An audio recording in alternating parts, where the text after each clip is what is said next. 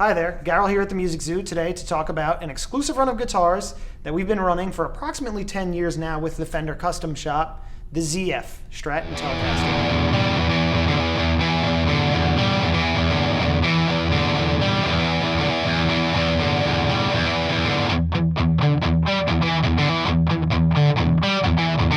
Here to help me get to the bottom of some of the story is Mr. Tim Reynolds, our general manager, who assisted in sort of like getting this run into the works.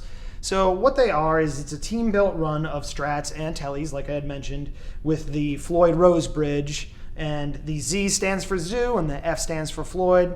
That's where the name came from. So maybe you can tell us how the guitar started.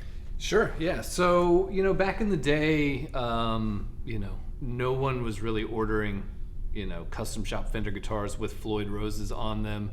And even if you did want one, it had to be Masterbuilt. So I think, the story is pretty simple. Right. We went to Fender and said, hey, we want to be able to offer these at a team-built price point. We think there's enough demand in the market to warrant bringing this feature down to team-built. And we just committed to buy enough of them so that we could offer it to you, the customer, at a team-built price. It's really just that simple. And you're right, ZF, Zoo Floyd, yep, or ZF, depending on which English-speaking country you're from. Right.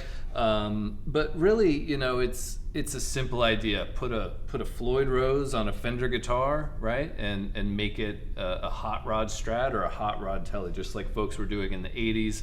But clearly, these aren't retrofitted with these parts like people were doing in the 80s. And we also thought, why let Charvel and Jackson have all the fun? Right. Yeah.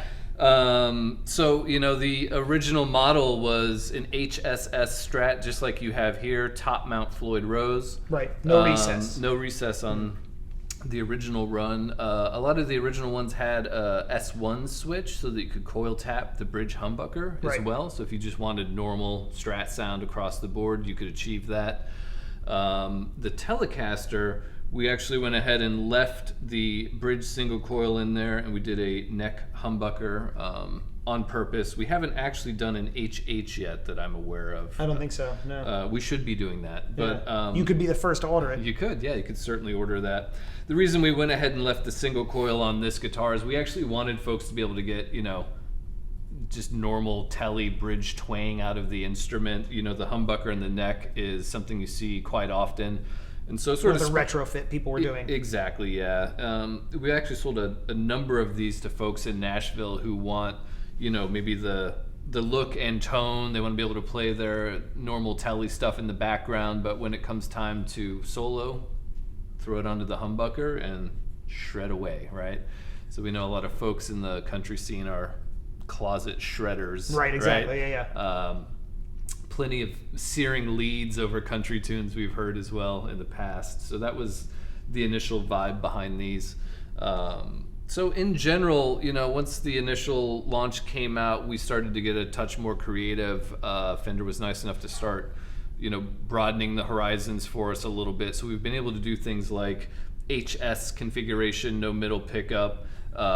We've done reverse headstocks, ebony fingerboards, two humbuckers, ultra thin necks. We've done some with fat, large U necks off a no-caster. The contoured neck heel as well. Contoured neck heel is a nice feature. Some with S1 switches, some without. We've been trying to do 22 frets. Sometimes we forget and they show up with 21 frets. So I think really any kind of spec that you're after, I think we can accommodate at this point. I think the last main thing was even some rear-loaded controls, right? So no pick guard, top mount pickups, but then the pots are loaded from the back of the instrument. So you can sort of dial in wherever you want to live with your hot rod Strat or Tele build that you have in mind. Cool. And the initial run of that was probably about like 2010, yeah, 2011, 12. I feel like by the time I got here in 2014 or 13, it was already... We were already doing it. Yeah, that sounds about right. All the years blend together, I have to admit. But it really was just that simple thing, right? Like, you know, if you wanted a Floyd Rose, it had to be Masterbuilt. So how do we build in that value, you know? Yeah. And you're right, for 10 years we've been running this model exclusive here at the Music Zoo. So we have a lot of different variants in stock, but our sales team could also custom order one for you. So if you have a very specific, you know, set of specs or colors or aging, neck profile, Pickups, fingerboard wood, like any normal configuration you can dream up, odds are they can do it for you. Right. Teambuilt. including relicing. Yeah. So this one here is a heavy relic, I believe.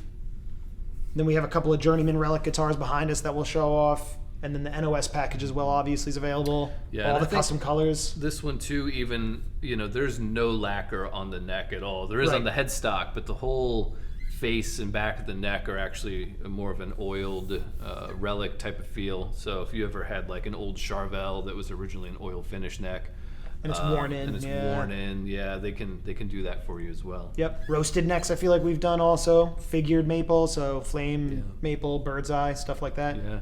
The more I look at these, the more I see like other little things that I forgot we ever did. So truss rod access at the nut. So, you know, historically a lot of these Fenders have the access here with that extra fret, but also with a Floyd Rose on it, right? You're not going to want to take the neck off to adjust the truss rod. So we were at least intelligent enough then to put it up here. Right.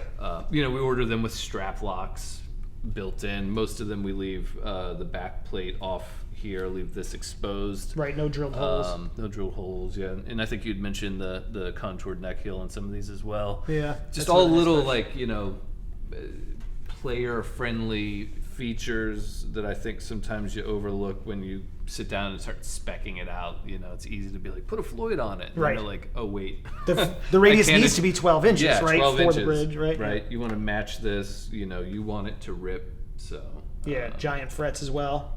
You don't want the little vintagey frets on there. No, definitely not. Although I have folks who like tiny little frets. Go figure.